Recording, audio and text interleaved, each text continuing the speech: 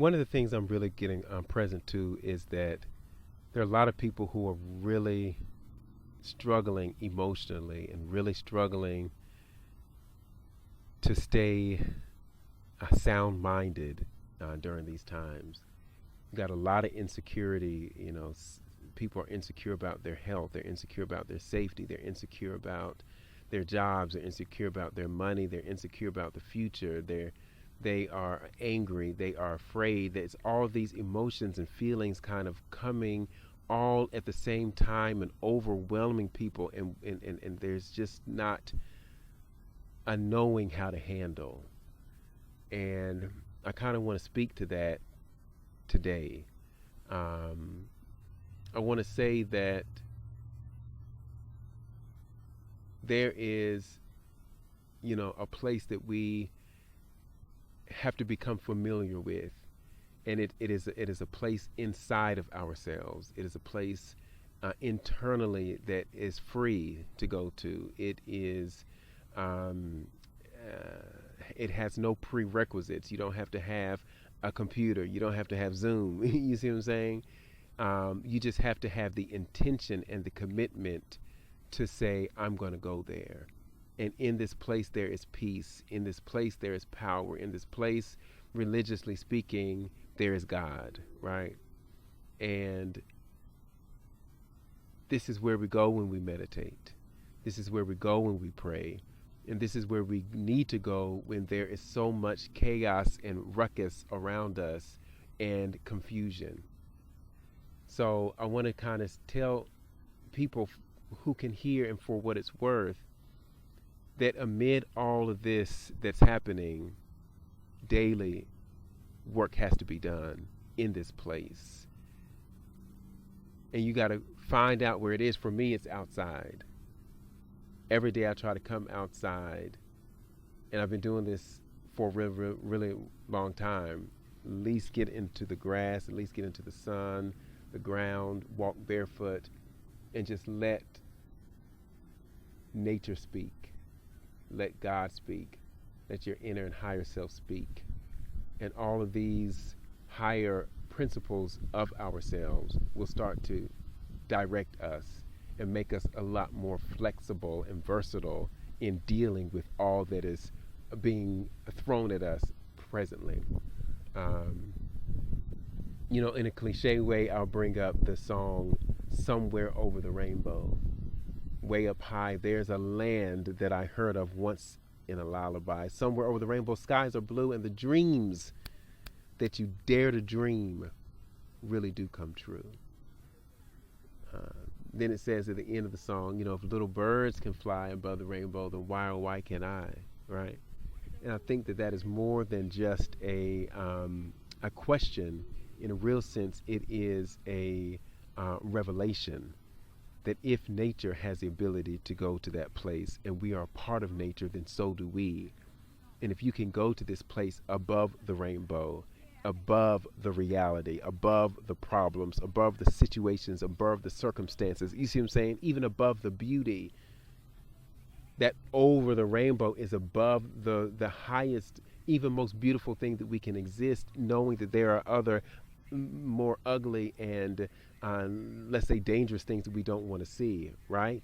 If we can go in that place above, that something above that higher place, there's something there. This is why, in a real sense, not to again sound childish, but even the Disney movies are so potent and children are so powerful because they believe in their dreams and they believe in their imagination. And because adults have gotten to the place where the circumstances and cares of the world have pressed, us down, we don't believe anymore. And just thinking about faith in general, you have to have that faith like a child. You see what I'm saying? You have to have that childlike faith where you're believing things that can happen. And so what I'm getting is that, in all this fear and in all this anger, we are just looking at the world and seeing how it is. and we're angry at how it is, and we're pointing out the insecurities, and we're pointing out the injustices, and we're pointing out the inconsistencies, and we're seeing that this is unfair right here, right? And all we're doing is saying what the world is and how the world looks. When you go to that place, you can see a new vision of a new day, and that you're able to imagine it. And because you can imagine it, you can go to it, and you can do your part to bring it about. And then there's power in numbers, wherein if you can get other people to go there with you and to believe with you, in the same way that there's power when you have a brainstorm, something else is created when people are all thinking the same things. In the same way that I'm teaching in a positive way, it is being exercised in a negative way. It is being practiced and put to practice right now. But it's the negative part of it. So you have all of America and all of the world who is getting the same script in the media, and everybody is getting a sense of be afraid, be very afraid, be angry, be very angry, say something and make yourself heard, make your voice count, vote, don't vote, be divided. Who do you like, him or her, him or him, her or her, this singer or that singer? You see what I'm saying? It's all of this division, it's all of these emotions, and it is having its toll on the emotional, spiritual, and invisible bodies of the nation and people in the world. And so what I'm saying, if we go to this place that I'm trying to talk about, there are answers there. There's a solitude there. There's a rejuvenation and a regeneration there that is hard to explain. Christianity talks about the place in God, the secret place. You see what I'm saying? Other people may, let's say, even call it nirvana. You see what I'm saying? But it is confidence there. It is this quiet knowing beyond knowledge that whatever you get there is going to be worth your last dollar, more valuable than your millionth dollar. Do you see what I'm saying? And this is a part of the reason why people walk by faith and not by sight. We are being distracted, friends, with all that is going on by sight.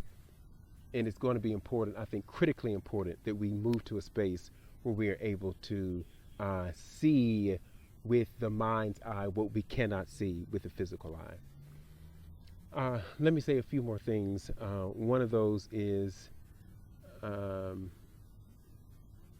escaping me right now. In this place is also where the cause is. We have access to the causal plane.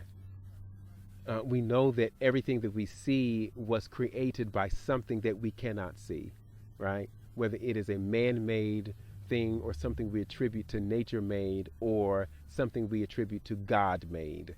And the invisible is more real than the visible.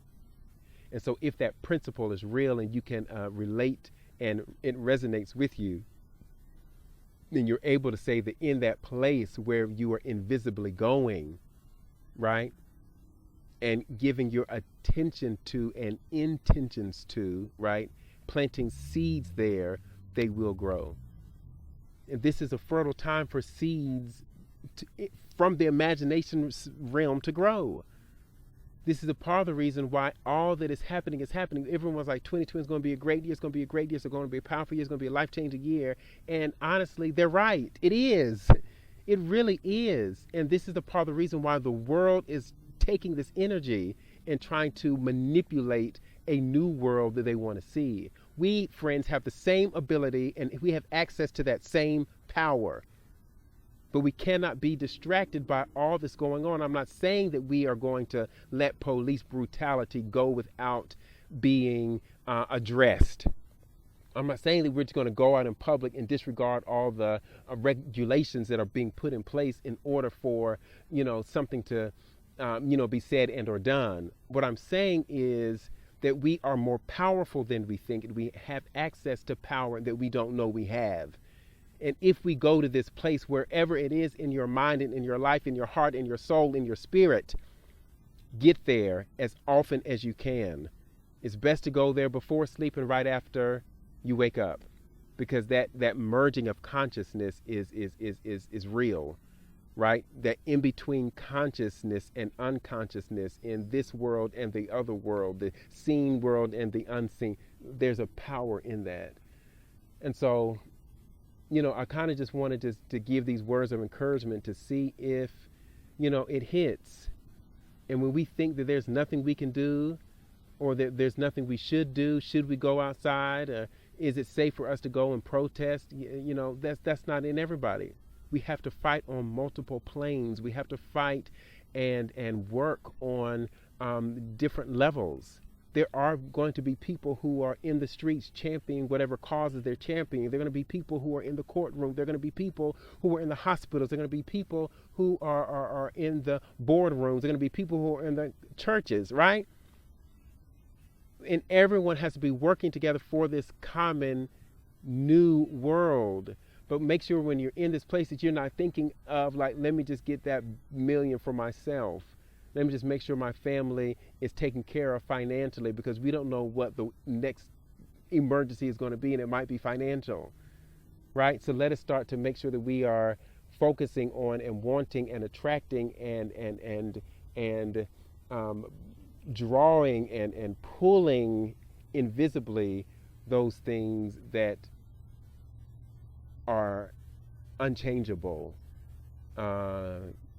Well, not necessarily unchangeable, but the higher kind of things that we kind of want. Like, what if we all want, clean air?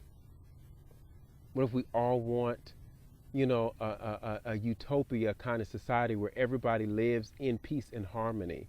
What if that is the world that we're dreaming of, and not just luxury and wealth in this world of injustice and insecurity and hierarchies of haves and have-nots? Oh, friends, I hope I'm saying something, but I wanted to make sure I came out here and to give some attention and time to some of these thoughts that I've been having as relates to processing. We cannot do this alone. There are parts of ourselves that are higher than ourselves and that know more than what we know, if we but get in tune with it. Let me finally say that, if we're not careful, we're going to literally feed the monster we are trying to destroy. And when you allow your emotions to run rampant without disciplining them, and you just get very, very, very angry, and you go into what I've called the vortex of anger, or the vortex of sadness, and the vortex of depression, and the vortex of, you see what I'm saying, fear and insecurity, you are feeding the monster you want to kill. What if, friends, the energy that is leaking from ourselves when we are having these strong emotions is feeding an entity that we cannot see, that feeds off of human emotion? I think this is really important for us to get and to see, and to get, so that we won't be feeding that which we are trying to kill. I think that's another insight that I wanted to relay. I know I just said the last thing, but this is the last thing this time. One, I want to say that when I was younger, I used to play Super Mario World. Let me make sure that my hair isn't hitting this. Okay, when I was younger, I used to play Super Mario World. And recently, I had an opportunity to play as an adult. And the things I saw are like speaking to me right now. One, you see that there are a whole lot of enemies. You see that there are, little turtles with the red shells, and the turtles with the green shells, and then the turtles that fly, and then the turtles that get into the shell, and then they go crazy with invincibility. You see what I'm saying? You see the cannons, you see the ghosts, you see the fish. Like, all these things can harm you and destroy you. And as a little boy, I'm like, trying to avoid them and stay away from them. But as a man, I'm seeing that these enemies have boundaries. These enemies have a track that they can go on. They can only go from point A to point B, then back to point A, and then back to point B. They go over and over again. They only jump up and then jump back down. Even when you get to the monsters, they pop up and they, you see the same, the lava comes into a cycle. Like, it's like there is a place, there's a place internally that you're like, man, when you see it, it's like, one, it's designed to scare you, but two, there is a way out, right? And if you are sober minded, you're able to see the pattern enough so that you can avoid it. If you know that it goes up and down on this beat, then you wait for that beat, then you run, right? If you know that this goes from here to there, you wait till it gets to its point, then it starts going there. You have your, you see what I'm saying? This is why strategy is so important. It also let me know that there is only really one player in the game, and that person is the person who is behind the controller. That's why it's called a controller. You control it. What if this, all that we're going through, is just one of those enemies? What if COVID is just one of those turtles? What if the racism and all that stuff is just one of the cannon bombs? What if whatever is next is just one of the ghosts in the castle that look like it's coming towards you when your back is turned? Turn around. You see what I'm saying? And it's in that place, and what I've been trying to talk about, when we get to this, quiet place where the power is and where the answers are, where the direction is and where the protection is. When we get there, we'll be able to see it for what it is, and then the fears will subside. But we've got to go there, and we've got to see it for what it is. We cannot, again, be distracted by what the media is wanting us to believe it is. And the only way we're going to get that real truth and be set free by that truth is when we discover it for ourselves. And that is going to be internally as it connects to, the times that we're in.